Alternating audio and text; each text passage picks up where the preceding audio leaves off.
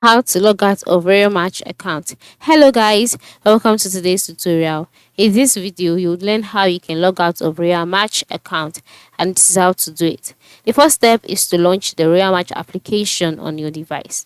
And then there's something unique about Royal Match such that you cannot directly log out of the account.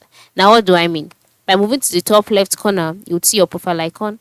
By the time you click on it and you're brought to the profiles page, you will not see anything like logout or sign in, right?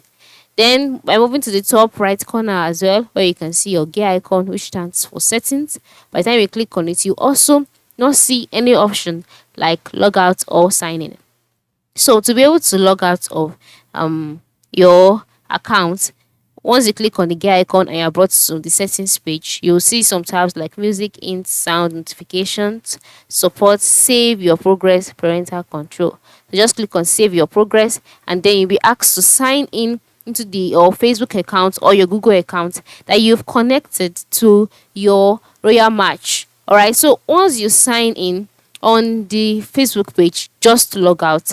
Okay, now once you detach, you see the opportunity for you to log out or to detach your Facebook account or your Google account.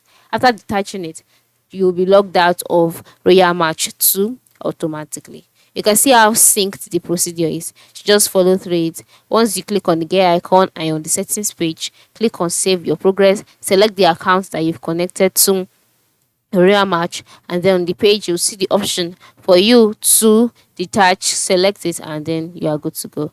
So that is it, right? Thank you for watching and have a good day.